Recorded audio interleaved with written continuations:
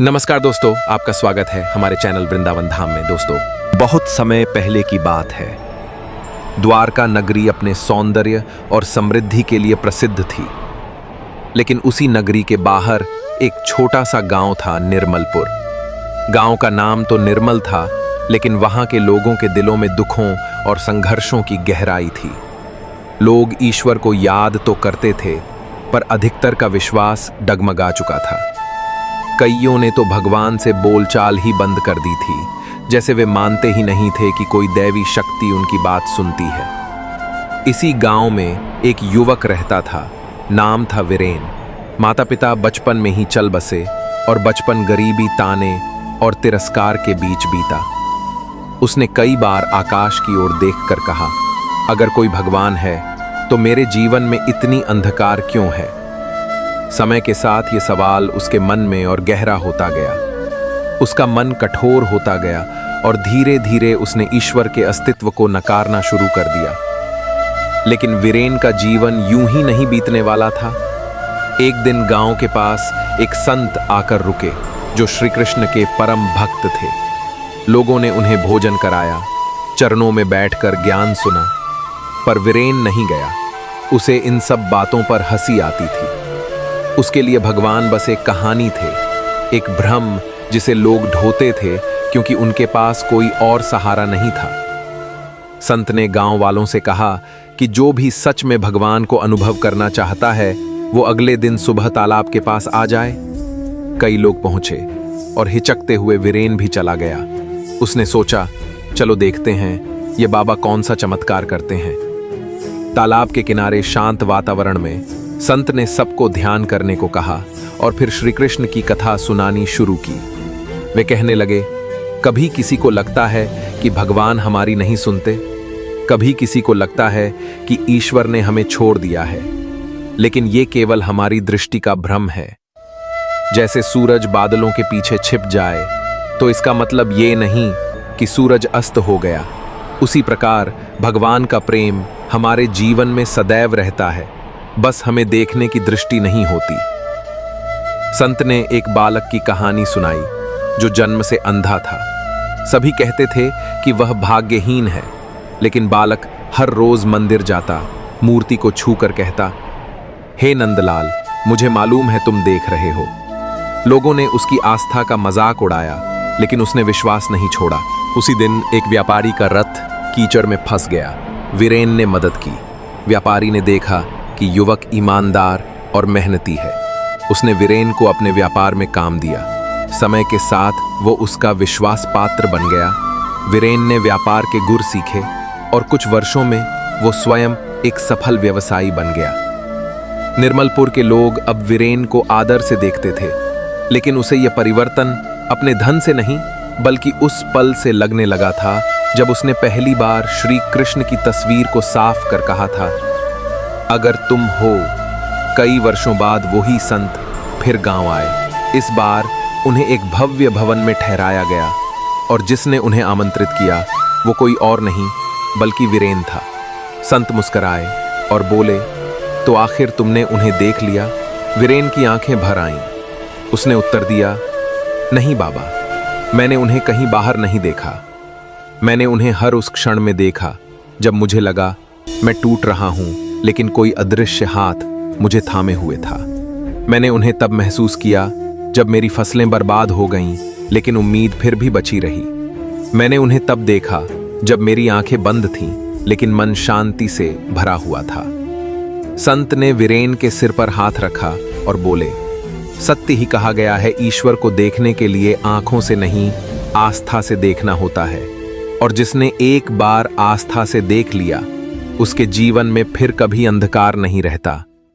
उसी रात गांव में एक बड़ा सत्संग हुआ।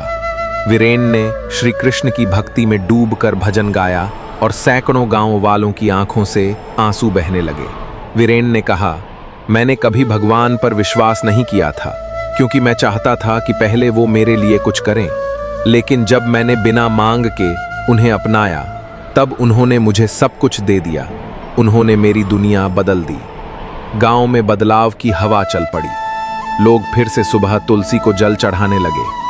खेतों में काम करते समय श्याम का नाम लिया जाने लगा। बच्चों को अब कृष्ण की कहानियां सुनाई जाती थीं और वृद्धजन भजन कीर्तन करने लगे थे। वीरेन अब एक भक्त, एक मार्गदर्शक और गांव के लिए एक आदर्श बन चुका था। लेकिन उसका जीवन अब भी सादा था। वो कहता, मैंने धन कमाया, सम्मान पाया, लेकिन जो सुख मुझे हर सुबह श्री कृष्ण के नाम का उच्चारण करके मिलता है, वो किसी और चीज से नहीं मिलता। बहुत समय पहले की बात है। द्वारका नगरी का वैभव अपने चरम पर था, लेकिन उसके ठीक बाहर एक छोटा सा गांव बसा था। नाम था करुणापुर। गांव के नाम में ही उसकी दशा छिपी हुई थी। सूखा, बीमारी और दुख वहां के स्थायी निवासी बन चुके थे। खेत सूखे थे, कुएं सूने थे और लोगों के चेहरों पर भय की परछाइयां थी। फिर भी इस गांव में एक विधवा स्त्री रहती थी। नाम था देवकी। उसका एकमात्र सहारा था उसका 8 वर्षीय पुत्र माधव। देवकी निर्धन थी, लेकिन उसका हृदय श्री कृष्ण के प्रति अपार श्रद्धा से भरा हुआ था। वो प्रतिदिन अपने टूटे फूटे घर के एक कोने में दीपक जलाती, तुलसी पर जल चढ़ाती और अपने पुत्र को श्री कृष्ण की कथाएं सुनाया करती। वो कहती, माधव, जब सब रास्ते बंद हो जाएं, तब भी एक राह खुली रहती है, श्री कृष्ण पर विश्वास की राह। माधव अक्सर पूछता, मां, अगर भगवान सच में है तो हमें इतनी तकलीफ क्यों? देवकी मुस्कुराकर कहती, भगवान परीक्षा लेते हैं पर छोड़ते नहीं। तू देखना, एक दिन तू श्री कृष्ण को अपने सामने देखेगा। बस अपना विश्वास मत खोना। एक दिन गांव में भयानक तूफान आया। कच्चे घर धराशायी हो गए, नदी उफन पड़ी और करुणापुर के लोग बेघर हो गए। देवकी का घर भी मिट्टी में मिल गया। उसके पास न अन्न जा था, न वस्त्र और न ही छत। भूख से व्याकुल माधव रोने लगा, मां, अब श्री कृष्ण कहाँ हैं? उन्होंने तुम्हारी प्रार्थना क्यों नहीं सुनी? देवकी ने उस तूफानी रात में भी दीपक जलाया, जिसकी लौ कांपते हुए भी अडिग थी। उसने कहा, माधव, अंधेरा कितना भी घना हो, अगर विश्वास का दीप जलता रहे तो प्रभु की कृपा का सूरज जरूर उगता है। अगली सुबह करुणापुर में एक रथ आया। उसमें बैठा एक वृद्ध संत था। नाम था श्रीनिवास। उन्होंने गांव में भोजन और वस्त्र बंटवाए। देवकी और माधव को भी अन्न मिला। माधव ने पूछा, बाबा, आप कौन हैं? संत मुस्कुराए, मैं एक याचक हूं जिसे श्री कृष्ण ने सेवा करने भेजा है। माधव को पहली बार ऐसा लगा कि शायद उसकी मां सही कहती थी। वर्षों बीते, माधव बड़ा हुआ, मां का देहांत हुआ, लेकिन जाते समय वो कह गई, अब तू अकेला नहीं, अब तुझे श्री कृष्ण देख रहे हैं। तेरा विश्वास तुझे उस शिखर पर पहुंचाएगा जहां से गिरावट नामुमकिन होती है। देवकी की मृत्यु के बाद माधव ने जीवन की कठिन राहों को अकेले पार किया, भूखा रहा, संघर्ष किया, लेकिन विश्वास नहीं टूटा।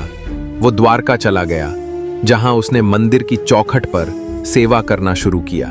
वहां वह भक्तों के जूते साफ करता, सीढ़ियों पर झाड़ू लगाता और प्रभु का नाम जपता।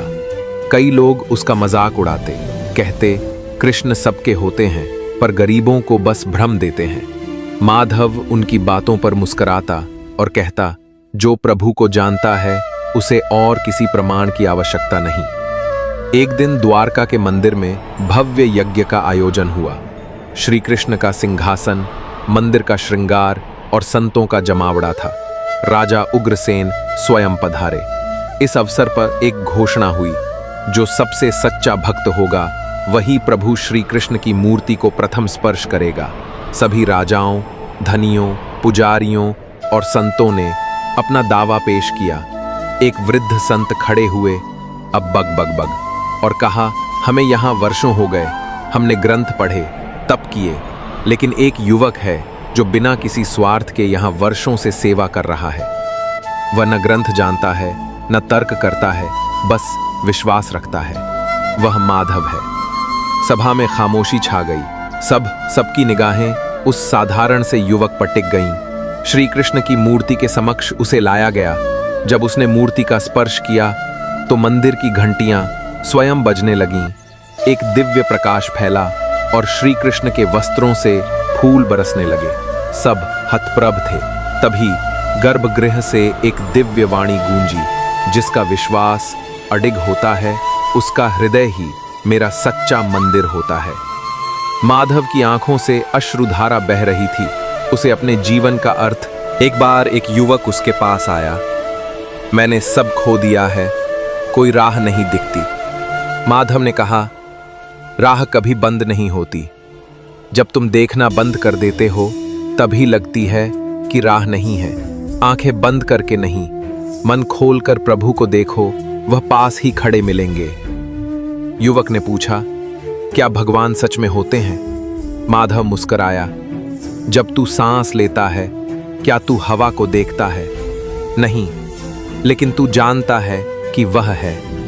वैसे ही जब तू विश्वास करता है, तू भगवान को देखता नहीं, लेकिन जानता है कि वह है। जो जान जाता है उसे देखने की जरूरत नहीं पड़ती। माधव का जीवन एक जीता जागता उदाहरण बन चुका था, विश्वास का, समर्पण का और निस्वार्थ भक्ति का। वह जहां जाता लोग उसे देखते ही श्री कृष्ण को स्मरण करने लगते। एक दिन माधव मंदिर की सीढ़ियों पर बैठा था। उसकी आंखें बंद थीं और अधरों पर नाम था गोविंद। तभी एक आवाज आई, माधव। उसने आंखें खोली। सामने वही वृद्ध संत श्रीनिवास खड़े थे। माधव ने चरणों में झुकते हुए कहा, आपने ही तो मेरे जीवन की शुरुआत की थी। संत ने सिर पर हाथ रखते हुए कहा, नहीं, तेरे विश्वास ने की थी। मैं तो मात्र एक साधन था।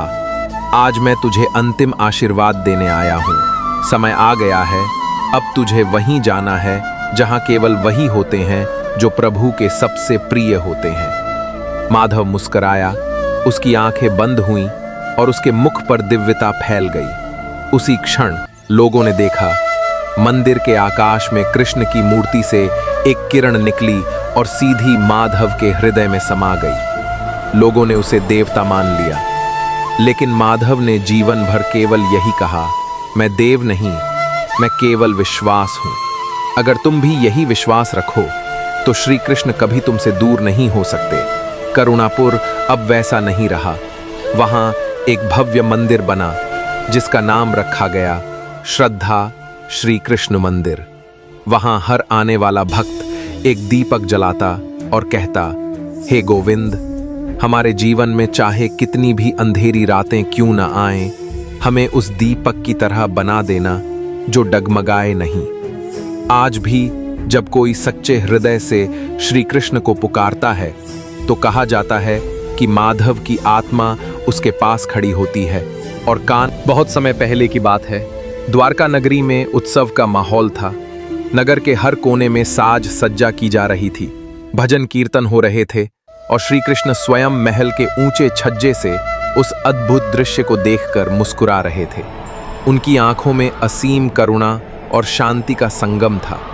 लोग उन्हें ईश्वर मानते थे, लेकिन श्री कृष्ण का हृदय एक सच्चे मित्र, मार्गदर्शक और सबसे बढ़कर एक प्रेमी का था। इसी समय एक युवा ब्राह्मण, नाम था अनिरुद्ध, द्वारका की ओर आ रहा था।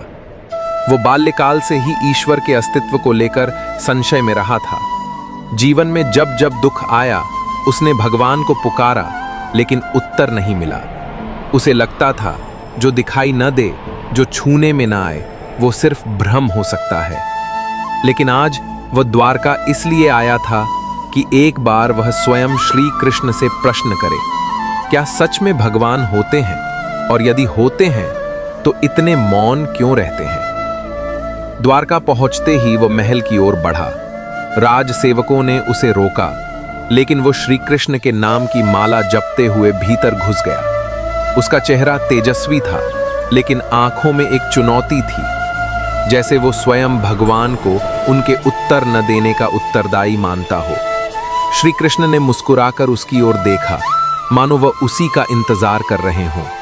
अनिरुद्ध उनके चरणों में झुका नहीं, वो सामने खड़ा रहा और बोला, यदि आप सच में भगवान हैं तो बताइए, जब मेरी माँ बीमार थी और मैंने दिन रात आपके आगे प्रार्थना की, तब आपने मेरी एक न सुनी। जब मेरे पिता ने आत्महत्या कर ली तब भी आपने कोई चमत्कार नहीं किया। आप कहते हैं भगवान हर जगह है, तो क्या उस पल आप कहीं और व्यस्त थे? श्री कृष्ण शांत थे। उन्होंने कोई उत्तर नहीं दिया, केवल अपनी बांसुरी उठाई और एक धीमा राग छेड़ दिया। वो स्वर इतना मधुर था कि अनिरुद्ध की सांसें रुक गईं।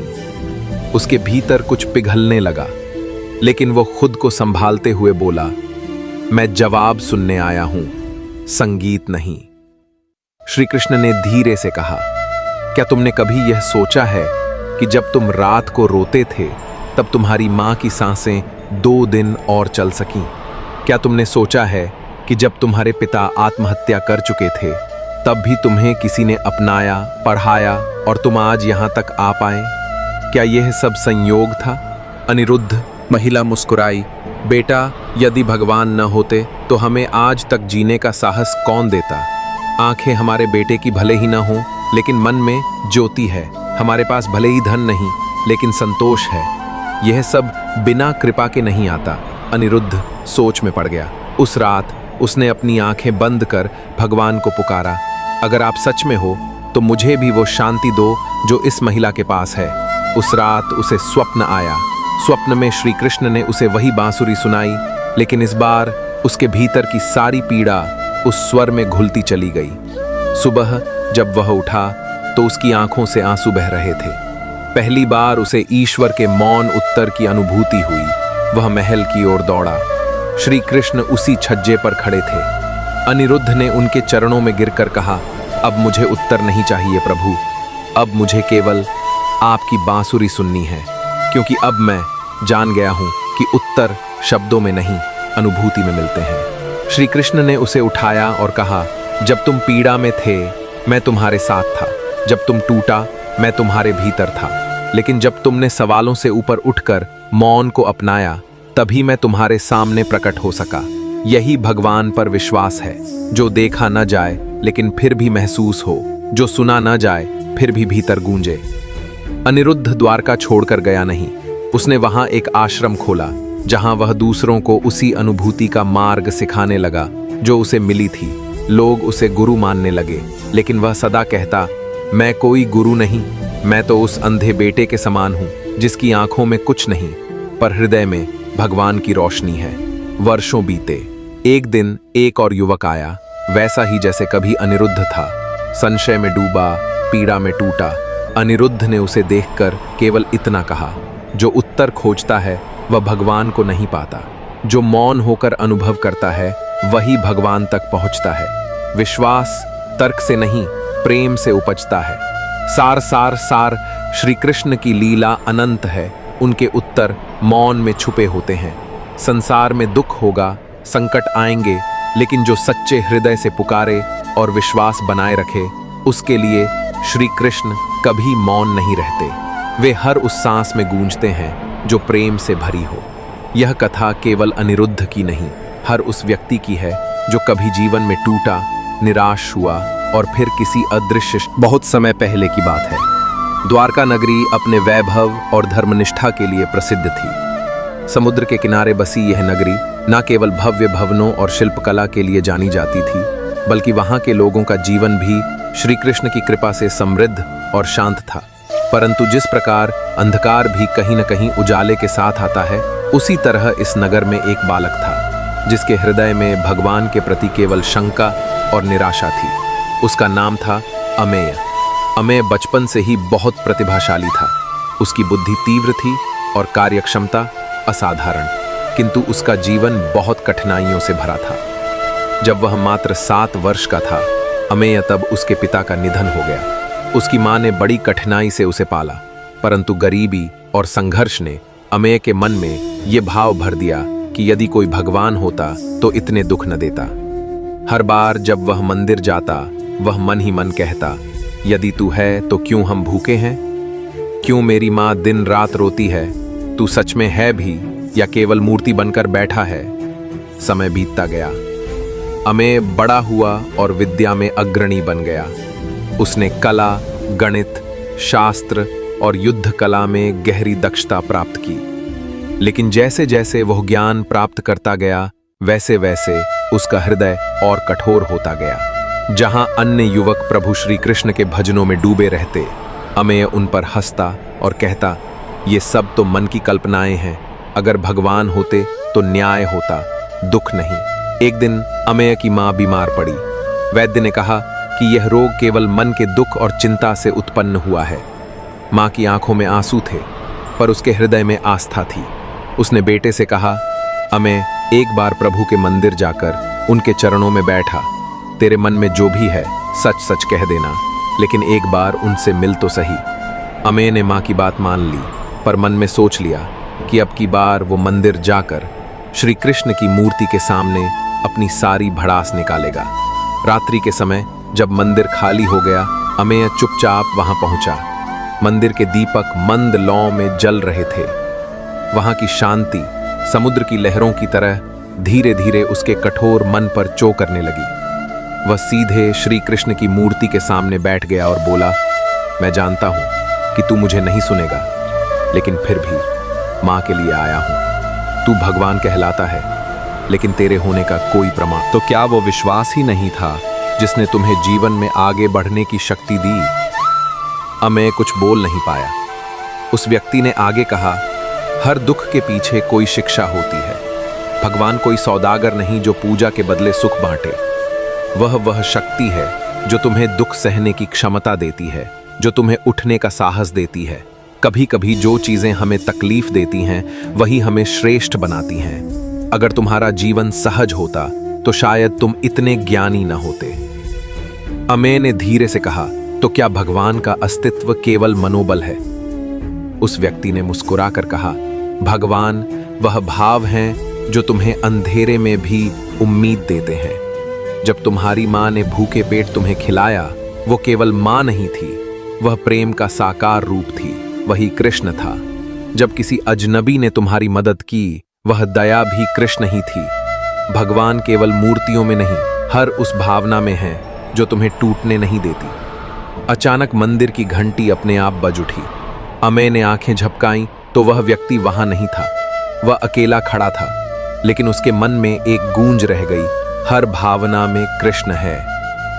अगले दिन अमेय ने मां का हाथ पकड़ा और बोला, अब मैं जान गया कि तू क्यों श्री कृष्ण से प्रेम करती है, अब मैं भी वही करूंगा। दिन बीतते गए। अमेय ने अपना जीवन दूसरों की सेवा में लगा दिया। वह अनाथ बच्चों को पढ़ाने लगा, रोगियों की सेवा करने लगा और नगर में कई सत्कार्य आरंभ किए। लेकिन उसका एक नियम था, हर दिन प्रभु श्री कृष्ण के मंदिर जाकर बैठता चुपचाप, कभी प्रार्थना नहीं करता, केवल मौन में उनका अनुभव करता। एक दिन जब वह मंदिर में बैठा था, एक युवक दौड़ता हुआ आया और बोला, आप अमेय है ना, मुझे मदद चाहिए। मेरे जीवन में सब कुछ टूट चुका है, मुझे नहीं पता अब क्या करूं। अमेय ने उसकी आंखों में देखा, वही पीड़ा, वही हताशा जो कभी उसमें थी। उसने मुस्कुराकर कहा, मंदिर में बैठो, सब कह दो श्री कृष्ण से, चाहे शिकायत हो या क्रोध, लेकिन कहो, वह सुनते हैं। मैं स्वयं गवाह हूं। उस युवक ने पूछा, आपको कैसे पता? अमेय ने आंखें बंद करके कहा, क्योंकि मैंने भगवान को देखा है। वे उस दिन मिले थे जब मैं टूट चुका था, लेकिन उन्होंने मुझे नहीं छोड़ा। अब मैं उन्हें हर दिन देखता हूं। जब किसी मां का आंचल अपने बच्चे को ढंकता है, जब कोई भूखा व्यक्ति रोटी पाता है, जब कोई टूट। श्री कृष्ण ने कहा, जो मुझ में विश्वास करता है मैं उसे नहीं छोड़ता, लेकिन जो मुझ में विश्वास नहीं करता उसे भी मैं छोड़ता नहीं, क्योंकि वह भी मेरा ही हतिहंस है। वह केवल भटका हुआ होता है। और फिर वे अदृश्य हो गए, उस मंद प्रकाश में विलीन, जैसे केवल अनुभूति रह जाए, कोई आकार नहीं। अमेय उसी स्थान पर बैठा रहा, अश्रुपूरित आंखों के साथ, लेकिन अब उसका हृदय पूर्ण था, जैसे सारी शंकाएं किसी अदृश्य आलोक में विलीन हो गई हों। तब से लेकर आज तक जब भी कोई व्यक्ति विश्वास की डोर से छूटता है, जब जीवन की ठोकरें उसे तोड़ देती हैं, तो कोई न कोई अमेय उसे मिल जाता है, जो कहता है, बैठो मंदिर में, बोलो सब कुछ, कृष्ण सुनते हैं और कभी कभी उतर भी आते हैं। क्योंकि भगवान पर विश्वास केवल पूजा नहीं, वह जीवन का सबसे गहरा अनुभव है, जो हमें अंधेरे में भी दीपक के समान प्रकाश देता है। और जब तक यह विश्वास जीवित है तब तक कृष्ण हमारे साथ हैं, हर रूप में, हर भाव में, हर बहुत समय पहले की बात है। उत्तर भारत के एक शांत गांव में एक किसान परिवार रहता था। इस परिवार में 3 सदस्य थे। वृद्ध पिता नाम ध्रुव, उनका जवान बेटा सत्य और बहू गौरी। तीनों ईमानदार, मेहनती और धार्मिक प्रवृत्ति के थे, पर सत्य का मन हमेशा भगवान के अस्तित्व पर संशय करता रहता था। उसके मन में वर्षों से एक ही प्रश्न घूमता था, अगर भगवान सच में हैं तो दुनिया में इतना अन्याय क्यों है। वह गौरी और अपने पिता के साथ पूजा पाठ में शामिल तो होता, पर कभी श्रद्धा से नहीं। ध्रुव जी, जो वर्षों तक भागवत सुनते रहे थे, कृष्ण के परम भक्त थे। उनका विश्वास था कि भगवान हर जीव की पीड़ा जानते हैं और समय आने पर वो हर दर्द का हिसाब करते हैं। वे अक्सर सत्य से कहते, बेटा, जब जीवन की राह धुंधली हो जाए तब आंखें नहीं, विश्वास काम आता है। भगवान पर विश्वास ही जीवन की सबसे बड़ी शक्ति है। पर सत्य हंसकर बात टाल देता। गांव में सूखा पड़ा। 3 महीने से बारिश नहीं हुई थी। खेती चौपट हो गई। सत्य का धैर्य टूटने लगा। उसने अपने पिता से कहा, आपकी भगवान भक्ति ने क्या दिया हमें? भूख, गरीबी और अपमान। ध्रुव शांत थे। उन्होंने कहा, बेटा, ईश्वर परीक्षा लेता है, तू विश्वास रख। कृष्ण तेरी परीक्षा में तुझे अकेला नहीं छोड़ेंगे। उसी रात सत्य ने घर छोड़ने का निर्णय लिया। उसने तय किया कि वह तब तक वापस नहीं आएगा जब तक वह खुद भगवान को ना देख ले या उनकी उपस्थिति सिद्ध ना हो जाए। गौरी रोती रही। ध्रुव ने भी रोकने की बहुत कोशिश की, पर सत्य चला गया, एक लंबी यात्रा पर, भगवान की तलाश में। सत्य पर्वतों, जंगलों और तीर्थ स्थलों पर भटका। ऋषियों से मिला, सन्यासियों से प्रश्न पूछे, क्या तुमने भगवान को देखा है? क्या वह सच में है? अधिकांश ने सिर झुकाकर कहा, हमने उन्हें महसूस किया है, देखा नहीं। सत्य संतुष्ट नहीं हुआ। वह आंखों से देखने की जिद पर अड़ा रहा। उसका विश्वास दिनों दिन कमजोर होता गया। एक दिन वह एक सुनसान जंगल में भटक गया। भूख, प्यास और थकावट से बेहोश होकर वह जमीन पर गिर पड़ा। उस अचेत अवस्था में उसने एक स्वप्न देखा। स्वप्न में एक शांत जल से भरा सरोवर था और उसमें कमल के फूल खिले हुए थे। वहां एक दिव्य मूर्ति नीले रंग की मुरली लिए धीरे धीरे उसकी ओर बढ़ी। वह मुस्कुरा रहे थे। उनकी पर कहानी यहीं खत्म नहीं होती। सत्य के जीवन में फिर एक बड़ी परीक्षा आई। उसके पिता की तबीयत बहुत बिगड़ गई। डॉक्टर ने कहा कि उनके बचने की संभावना बहुत कम है। ये वही क्षण था जहां वर्षों पहले सत्य का विश्वास डगमगा गया था, पर अब उसने खुद को टूटने नहीं दिया। वो रोज मंदिर जाकर भगवान श्री कृष्ण से एक ही बात कहता, अगर मेरा पिता चले गए तब भी मैं तुझ पर विश्वास नहीं खोऊंगा, क्योंकि तू ही वो शक्ति है जो हर दर्द को सहने की शक्ति देती है। गौरी ने एक दिन सत्य से कहा, अगर कुछ बुरा हो गया तो? सत्य मुस्कुराया और बोला, तो भी मैं मुस्कुराऊंगा, क्योंकि अब मैं जानता हूं प्रभु केवल वही देते हैं जो हमारे लिए सर्वोत्तम हो। लेकिन चमत्कार हुआ।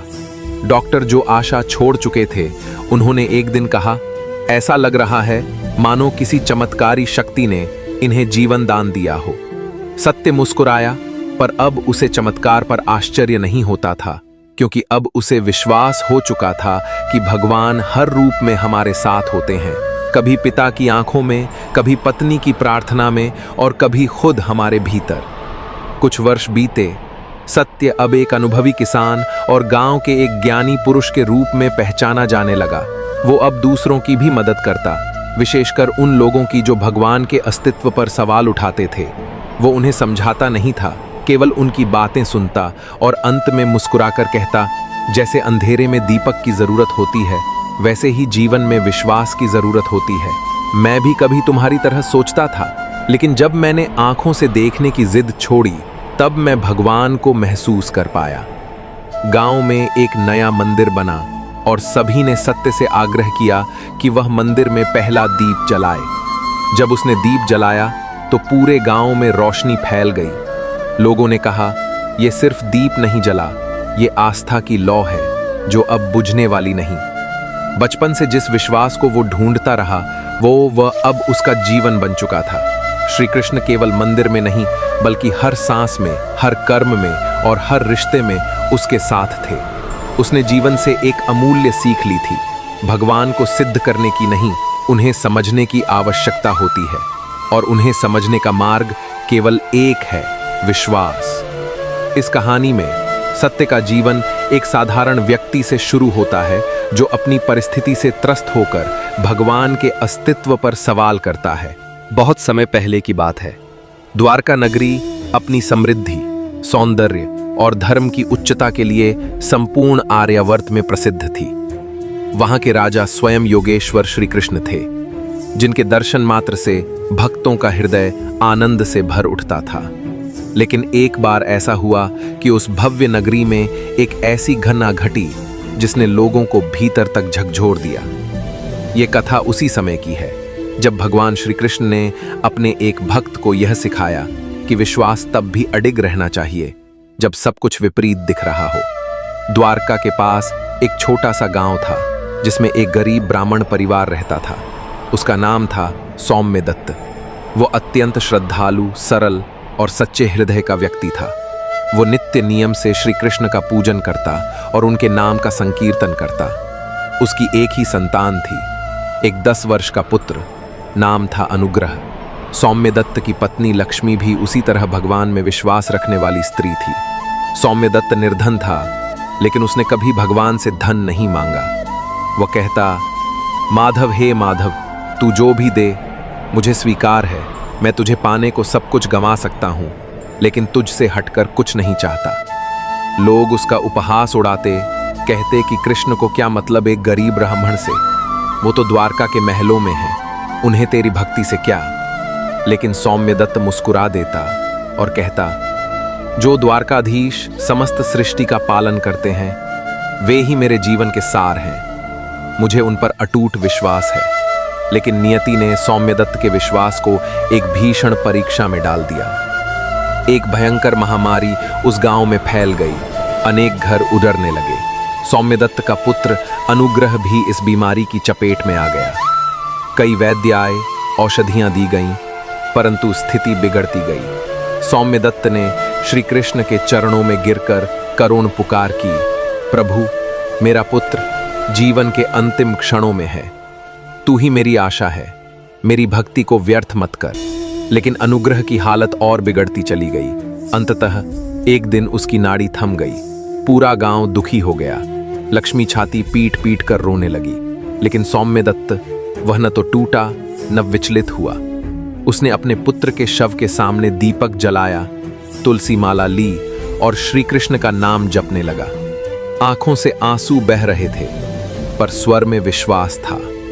साधु ने अपनी आंखों में गहन करुणा से देखा और कहा, जिसे तू हर दिन पुकारता था वह अब तेरे सामने खड़ा है। मैं वही कृष्ण हूं, तेरा द्वारकाधीश। सौम्यदत्त की आंखों से अश्रुधारा बह निकली। वो प्रभु के चरणों में गिर पड़ा। श्री कृष्ण बोले, तेरी भक्ति और विश्वास की परीक्षा होनी आवश्यक थी। सब मुझसे चमत्कार की मांग करते हैं, लेकिन तू उन कुछ लोगों में से है जो चमत्कार के बिना भी मुझ में विश्वास रखते हैं। तूने पुत्र को खोते देखा, फिर भी मेरा नाम नहीं छोड़ा, इसीलिए आज तुझे वह भी लौटा दिया जो तुझसे लिया गया था। गांव के लोगों की आंखें खुल गईं। वे जो हंसते थे अब सिर झुकाकर सौम्यदत्त से क्षमा मांगने लगे। प्रभु ने सौम्यदत्त को आशीर्वाद दिया, तेरा घर कभी दरिद्र नहीं होगा और जो तुझसे प्रेरणा लेगा उसके जीवन में भी मेरी कृपा बनी रहेगी। इसके बाद सौम्यदत्त अपने गांव में आध्यात्मिक शिक्षा देने लगा। लोग दूर दूर से उसकी बात सुनने आते। वह सिखाता, भक्ति केवल तब तक नहीं होती जब तक भगवान हमारी इच्छाएं पूरी कर रहे हों। सच्चा विश्वास वह है जो दुख में भी अडिग रहे। वर्षों बीत गए, लेकिन सौम्यदत्त का नाम श्री कृष्ण के उस भक्त के रूप में याद किया जाने लगा जिसने संसार को सिखाया कि भगवान पर विश्वास तब सबसे महान होता है जब उसकी परीक्षा सबसे कठिन होती है। और श्री कृष्ण वे अब भी अपने भक्तों की पुकार सुनते हैं। जब भी कोई हृदय से पुकारता है, वह चाहे किसी भी हाल में हो, उनका उत्तर आता है, क्योंकि श्री कृष्ण केवल आरती से नहीं, आर्त भाव से प्रसन्न होते हैं। और जब कोई भक्त अपने विश्वास की आंखें बंद करता है, तब कृष्ण उसके जीवन की हर अंधकार को उजाले में बदल देते हैं। यह कहानी समाप्त नहीं होती, क्योंकि हर युग में कोई न कोई सौम्य दत्त जन्म लेता है, जो संसार से उपेक्षित होते हुए भी भगवान को नहीं छोड़ता, और हर युग में श्री कृष्ण उसकी भक्ति को सार्थक करते हैं। श्री कृष्ण के श्री चरणों में कोटि कोटि वंदन। बहुत समय पहले की बात है, द्वारका से दूर एक छोटे से ग्राम में विप्रसेन नाम का एक ब्राह्मण अपने परिवार के साथ निवास करता था। वह अत्यंत साधारण जीवन जीता था, पर उसकी आत्मा में एक अनुपम गुण था, अडिग श्रद्धा, अनन्य भक्ति और अद्वितीय विश्वास, जो उसने भगवान श्री कृष्ण पर किया हुआ था। विप्रसेन का जीवन संघर्षों से भरा था, पर उसकी आत्मा कभी टूटी नहीं। वो प्रातः काल सूरज की पहली किरण के साथ उठता, नदी में स्नान करता और तुलसी के सामने दीप जलाकर श्री कृष्ण का नाम जपता। एक दिन जब गांव में भयंकर सूखा पड़ गया, फसलें बर्बाद हो गईं और लोगों के पास खाने को अनाज भी नहीं बचा, तब भी विप्रसेन अपनी श्रद्धा में डगमगाया नहीं। गांव के कई लोग निराशा में डूब गए, कुछ तो दूसरे नगरों की ओर प्रस्थान कर गए, लेकिन विप्रसेन का हृदय कहता था, जो सबका पालन करता है वह मुझे भी भूखा नहीं मारेगा। उसकी पत्नी कौशल्या ने जब कई दिनों तक बच्चों को भूखा सोते देखा तो रोती हुई बोली, क्या भगवान से तुम्हारा यही उपहार है? विप्रसेन ने मुस्कुराते हुए उत्तर दिया, नहीं, यह परीक्षा है। जैसे अर्जुन ने रणभूमि में श्री कृष्ण की बात मानी, वैसे ही मैं भी उनके निर्णय को स्वीकार करता हूं। एक दिन विप्रसेन ने एक भिक्षा पात्र उठाया और गांव-गांव घूमने निकल पड़ा। जहां भी गया, लोगों ने या तो द्वार बंद कर दिए या खुद के भूखे होने का दुखड़ा सुनाया। सूर्य अस्त हो गया और वह खाली हाथ लौटा। रास्ते में भूख से निढाल एक बूढ़ा व्यक्ति उसे मिला, जो कांपते हुए जमीन पर बैठा था। विप्रसेन ने अपने झोले में कुछ भी न पाकर भी उस बूढ़े के चरणों को छुआ और बोला, आप तो मेरे लिए श्री कृष्ण के दूत जैसे हैं, आज तो मुझे यही सेवा मिल गई। वृद्ध की आंखों में आंसू आ गए। वो कांपती आवाज में बोला, तुम्हारा हृदय बड़ा है, तुम्हारा विश्वास महान है। वहीं से शुरू हुआ चमत्कार। बूढ़ा व्यक्ति अचानक मुस्कुराने लगा, उसकी आंखों की ज्योति लौ आई और वह एक ज्योतिर्मय प्रकाश में बदल गया। विप्रसेन पीछे हट गया, पर उसकी आत्मा पुलकित हो उठी, क्योंकि वह जान चुका था ये श्री कृष्ण स्वयं थे।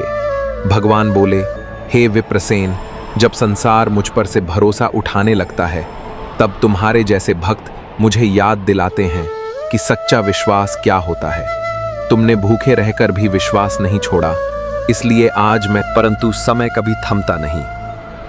विप्रसेन के जीवन में फिर एक परीक्षा आई। एक दिन उसका इकलौता पुत्र अभिषेक गंभीर बीमारी की चपेट में आ गया। गांव के वैद्य भी हार मान गए। पत्नी फिर रोने लगी, अब भी तुम्हारा विश्वास वैसा ही है?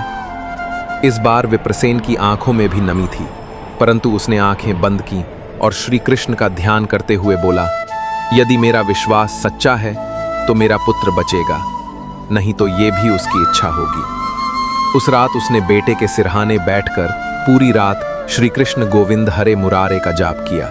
प्रातःकाल जब सूरज की पहली किरण पड़ी, अभिषेक की आंखें खुलीं और वो मुस्कुरा उठा। वैद्य दौड़े आए और बोले, ये तो चमत्कार है। विप्रसेन मुस्कुराया और कहा, यह चमत्कार नहीं, विश्वास है। जहां विश्वास है वहां श्री कृष्ण है। समय बीता, विप्रसेन वृद्ध हुआ, पर उसकी कथा इतनी प्रसिद्ध हो गई कि आसपास के कई गांवों से लोग उससे आशीर्वाद लेने आते। एक बार एक धनी व्यापारी ने पूछा, मुझे बताओ, मुझे करोड़ों कमाने हैं, क्या भगवान पर विश्वास रखने से धन मिलेगा? विप्रसेन ने हंसते हुए उत्तर दिया, भगवान पर विश्वास रखने से धन जरूर मिलेगा, पर वो धन ऐसा होगा जो न कभी चुराया जा सकेगा, न खोया जा सकेगा। वो धन होगा शांति, संतोष और भक्ति का। वो व्यापारी उलझन में पड़ गया। कई सालों बाद जब व्यापार में धोखाधड़ी के कारण उसका सारा साम्राज्य मिट गया, तभी उसे विप्रसेन की बात याद आई और वो दौड़ता हुआ उस गांव में आया। लेकिन उस दिन विप्रसेन नहीं था। गांव के एक साधु ने उसे बताया, विप्रसेन अब नहीं है, पर उनकी प्रेरणा से ये गांव आज भी आत्मा के अमृत से भरा है। व्यापारी वहीं बस गया और बाकी जीवन भगवान श्री कृष्ण की सेवा में लगा दिया।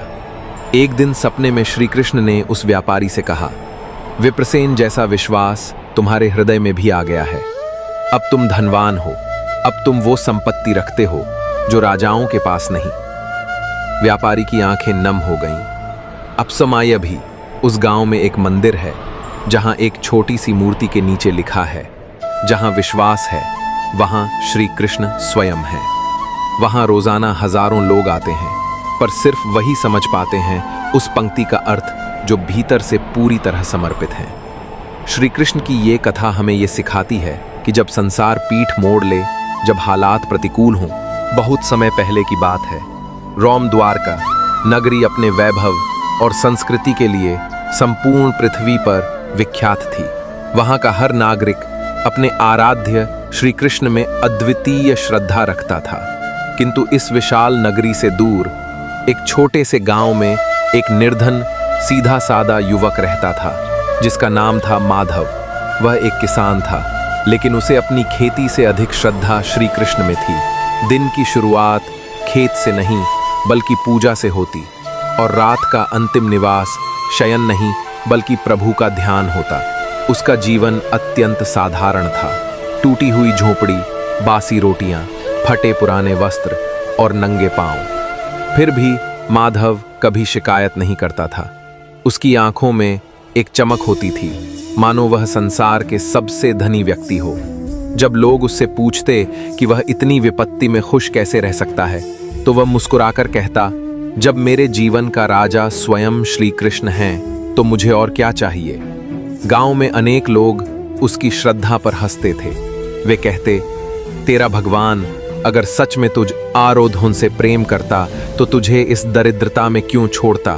लेकिन माधव का उत्तर सदा एक ही होता, जो होता है उसी में उसकी इच्छा है और उसकी इच्छा में मेरी भलाई छिपी है।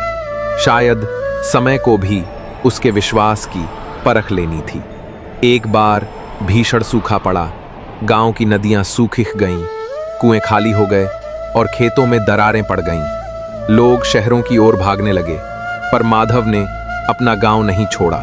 वह दिन रात श्री कृष्ण का नाम जपता रहा, बौजे ना जल के बिना, भोजन के बिना, बस विश्वास के सहारे। एक दिन वह निर्जल अवस्था में खेत में काम कर रहा था कि उसे चक्कर आने लगे।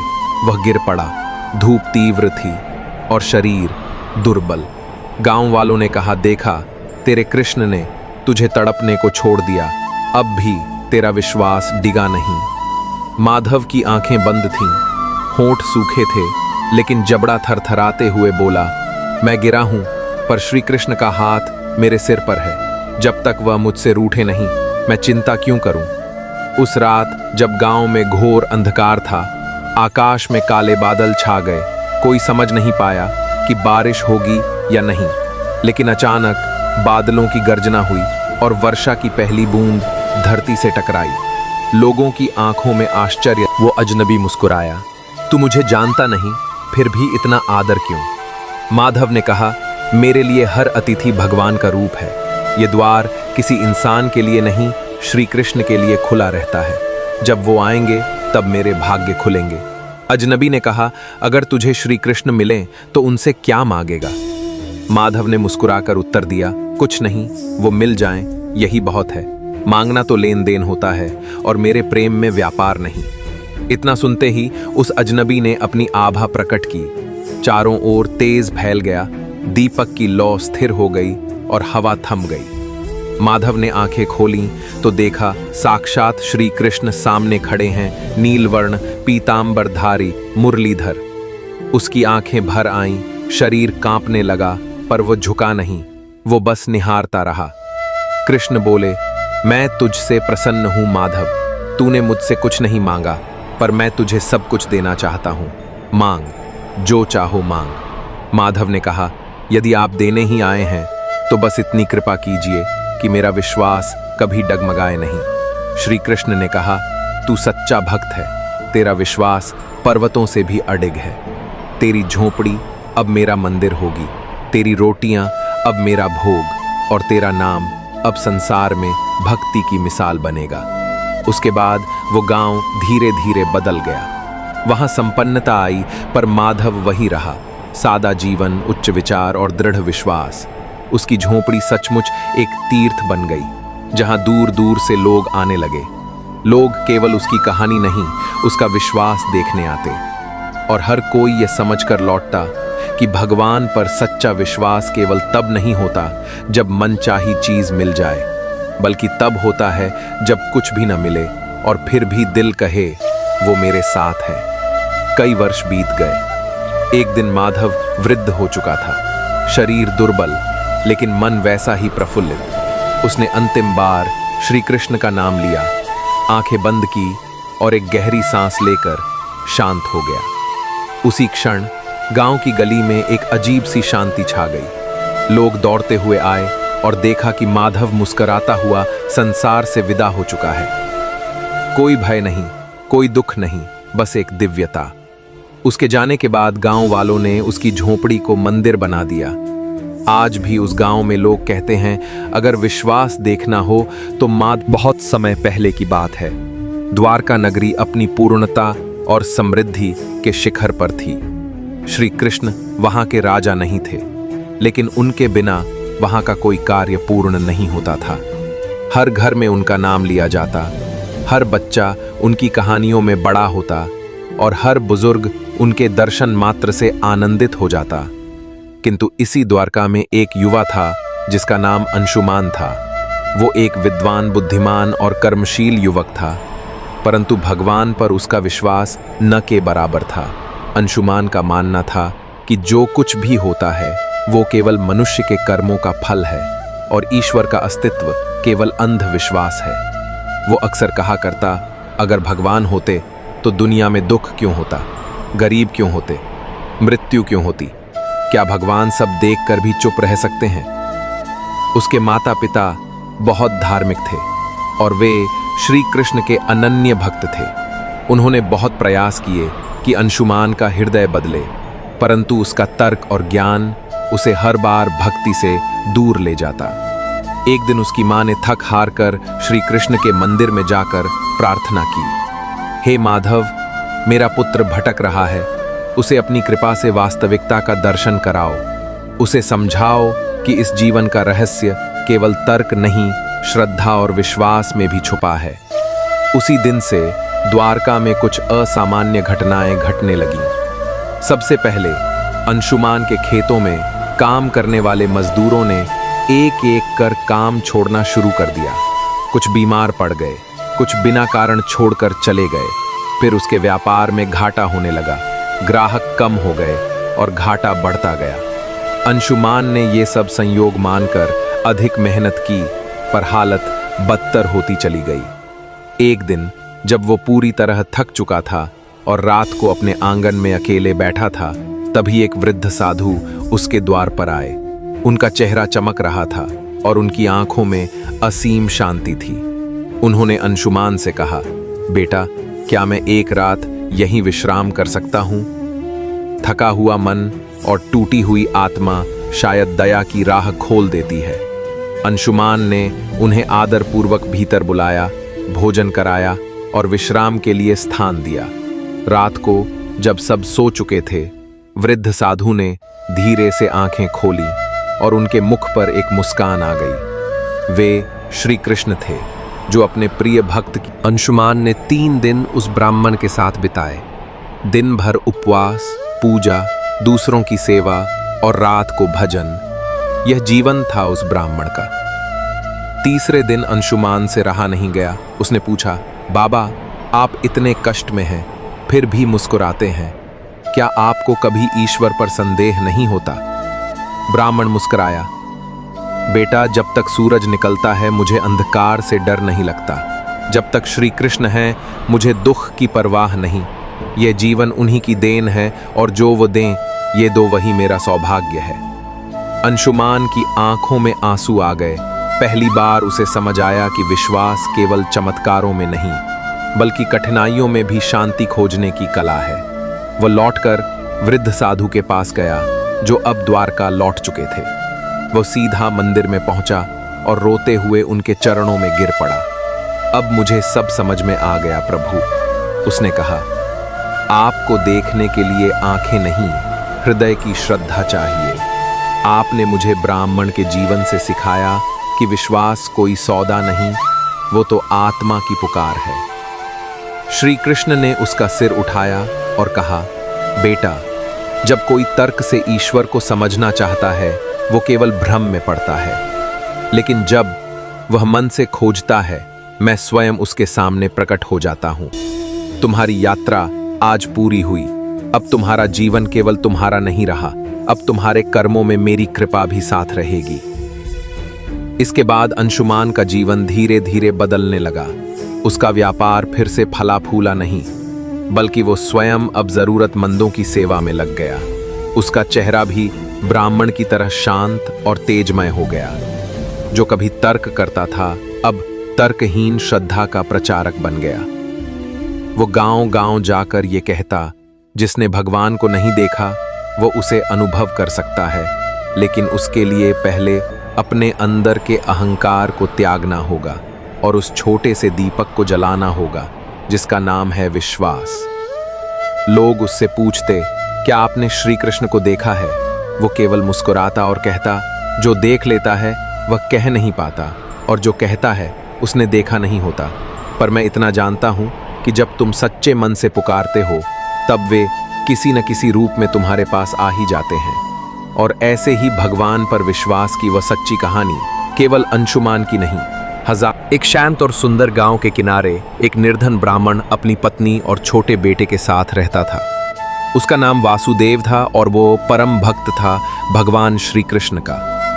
उसकी दिनचर्या में सुबह उठकर गंगा स्नान करना, तांबे के लोटे में जल भरकर तुलसी पर चढ़ाना और फिर श्री कृष्ण के नाम का संकीर्तन करना शामिल था। किंतु उसकी गरीबी गहरी थी। इतना भी नहीं था कि दिन में 2 समय का भोजन ठीक से जुट सके, फिर भी उसका विश्वास अडिग था। वो हर परिस्थिति में कहता, जो करता है वो श्री कृष्ण करते हैं और जो होगा वही उत्तम होगा। गांव के लोग वासुदेव की भक्ति पर हंसते थे। वे कहते, भगवान ने तुझे क्या दिया? न धन, न अन्न, न वस्त्र, और तू फिर भी उसी श्री कृष्ण को पुकारता रहता है। पर वासुदेव मुस्कुराता और उत्तर देता, जिसके पास कृष्ण है उसे और क्या चाहिए। एक दिन गांव में भयानक अकाल पड़ा। खेत सूख गए, कुएं रीते हो गए और पशु पक्षी तड़पने लगे। वासुदेव के पास न तो पैसा था न ही अनाज। दुई उसकी पत्नी कमजोर पड़ती जा रही थी और उसका पुत्र तो मानो हड्डियों का ढांचा ही रह गया था। तब उसकी पत्नी ने कहा, वासुदेव, तेरे कृष्ण कहाँ हैं? अब तुझसे भोजन तो जुटता नहीं और तू दिन रात भगवान का नाम जपता रहता है। क्या अब भी तुझे विश्वास है? वासुदेव की आंखों में आंसू आ गए, लेकिन उसका स्वर अब भी शांत था। उसने कहा, प्राण प्रिय, मैं जानता हूं कृष्ण परीक्षा ले रहे हैं। जब तक अंतिम श्वास बाकी है मैं उनके प्रति विश्वास नहीं छोड़ूंगा।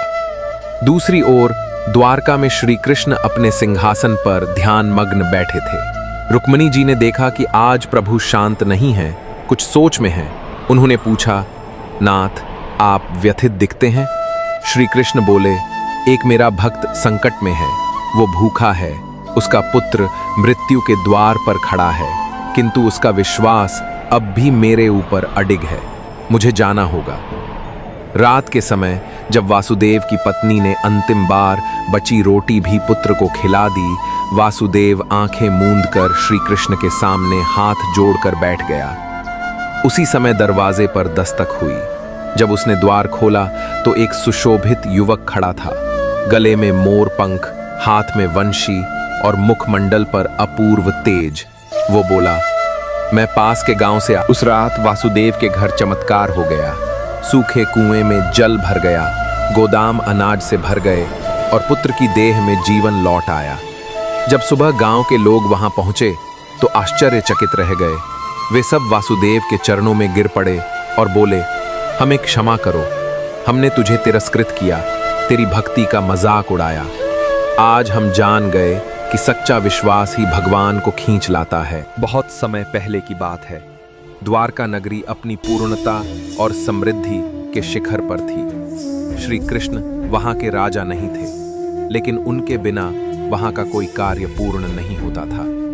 हर घर में उनका नाम लिया जाता, हर बच्चा उनकी कहानियों में बड़ा होता और हर बुजुर्ग उनके दर्शन मात्र से आनंदित हो जाता। किंतु इसी द्वारका में एक युवा था जिसका नाम अंशुमान था। वो एक विद्वान, बुद्धिमान और कर्मशील युवक था, परंतु भगवान पर उसका विश्वास न के बराबर था। अंशुमान का मानना था कि जो कुछ भी होता है वो केवल मनुष्य के कर्मों का फल है और ईश्वर का अस्तित्व केवल अंधविश्वास है। वो अक्सर कहा करता, अगर भगवान होते तो दुनिया में दुख क्यों होता, गरीब क्यों होते, मृत्यु क्यों होती, क्या भगवान सब देखकर भी चुप रह सकते हैं। उसके माता पिता बहुत धार्मिक थे और वे श्री कृष्ण के अनन्य भक्त थे। उन्होंने बहुत प्रयास किए कि अंशुमान का हृदय बदले, परंतु उसका तर्क और ज्ञान उसे हर बार भक्ति से दूर ले जाता। एक दिन उसकी मां ने थक हार कर श्री कृष्ण के मंदिर में जाकर प्रार्थना की, हे माधव, मेरा पुत्र भटक रहा है, उसे अपनी कृपा से वास्तविकता का दर्शन कराओ, उसे समझाओ कि इस जीवन का रहस्य केवल तर्क नहीं, श्रद्धा और विश्वास में भी छुपा है। उसी दिन से द्वारका में कुछ असामान्य घटनाएं घटने लगी। सबसे पहले अंशुमान के खेतों में काम करने वाले मजदूरों ने एक एक कर काम छोड़ना शुरू कर दिया। कुछ बीमार पड़ गए, कुछ बिना कारण छोड़कर चले गए। फिर उसके व्यापार में घाटा होने लगा, ग्राहक कम हो गए और घाटा बढ़ता गया। अंशुमान ने ये सब संयोग मानकर अधिक मेहनत की, पर हालत बदतर होती चली गई। एक दिन जब वो पूरी तरह थक चुका था और रात को अपने आंगन में अकेले बैठा था, तभी एक वृद्ध साधु उसके द्वार पर आए। उनका चेहरा चमक रहा था और उनकी आंखों में असीम शांति थी। उन्होंने अंशुमान से कहा, बेटा, क्या मैं एक रात यहीं विश्राम कर सकता हूँ? थका हुआ मन और टूटी हुई आत्मा शायद दया की राह खोल देती है। अंशुमान ने उन्हें आदरपूर्वक भीतर बुलाया, भोजन कराया और विश्राम के लिए स्थान दिया। रात को जब सब सो चुके थे, वृद्ध साधु ने धीरे से आंखें खोली और उनके मुख पर एक मुस्कान आ गई। वे श्री कृष्ण थे जो अपने प्रिय भक्त की। बहुत समय पहले की बात है। उत्तर भारत के एक शांत गांव में एक किसान परिवार रहता था। इस परिवार में 3 सदस्य थे। वृद्ध पिता नाम ध्रुव, उनका जवान बेटा सत्य और बहू गौरी। तीनों ईमानदार, मेहनती और धार्मिक प्रवृत्ति के थे, पर सत्य का मन हमेशा भगवान के अस्तित्व पर संशय करता रहता था। उसके मन में वर्षों से एक ही प्रश्न घूमता था, अगर भगवान सच में हैं तो दुनिया में इतना अन्याय क्यों है? वह गौरी और अपने पिता के साथ पूजा पाठ में शामिल तो होता, पर कभी श्रद्धा से नहीं। ध्रुव जी, जो वर्षों तक भागवत सुनते रहे थे, कृष्ण के परम भक्त थे। उनका विश्वास था कि भगवान हर जीव की पीड़ा जानते हैं और समय आने पर वो हर दर्द का हिसाब करते हैं। वे अक्सर सत्य से कहते, बेटा, जब जीवन की राह धुंधली हो जाए तब आंखें नहीं, विश्वास काम आता है। भगवान पर विश्वास ही जीवन की सबसे बड़ी शक्ति है। पर सत्य हंसकर बात टाल देता। गांव में सूखा पड़ा, 3 महीने से बारिश नहीं हुई थी। खेती चौपट हो गई। सत्य का धैर्य टूटने लगा। उसने अपने पिता से कहा, आपकी भगवान भक्ति ने क्या दिया हमें? भूख, गरीबी और अपमान। ध्रुव शांत थे। उन्होंने कहा, बेटा, ईश्वर परीक्षा लेता है, तू विश्वास रख, कृष्ण तेरी परीक्षा में तुझे अकेला नहीं छोड़ेंगे। उसी रात सत्य ने घर छोड़ने का निर्णय लिया। उसने तय किया कि वह तब तक वापस नहीं आएगा जब तक वह खुद भगवान को न देख ले या उनकी उपस्थिति सिद्ध न हो जाए। गौरी रोती रही। ध्रुव ने भी रोकने की बहुत कोशिश की, पर सत्य चला गया एक लंबी यात्रा पर, भगवान की तलाश में। सत्य पर्वतों, जंगलों और तीर्थ स्थलों पर भटका, ऋषियों से मिला, सन्यासियों से प्रश्न पूछे, क्या तुमने भगवान को देखा है? क्या वह सच में है? अधिकांश ने सिर झुकाकर कहा, हमने उन्हें महसूस किया है, देखा नहीं। सत्य संतुष्ट नहीं हुआ। वह आंखों से देखने की जिद पर अड़ा रहा। उसका विश्वास दिनों दिन कमजोर होता गया। एक दिन वह एक सुनसान जंगल में भटक गया। भूख, प्यास और थकावट से बेहोश होकर वह जमीन पर गिर पड़ा। उस अचेत अवस्था में उसने एक स्वप्न देखा। स्वप्न में एक शांत जल से भरा सरोवर था और उसमें कमल के फूल खिले हुए थे। वहां एक दिव्य मूर्ति नीले रंग की मुरली लिए धीरे धीरे उसकी ओर बढ़ी। वह मुस्कुरा रहे थे। उनकी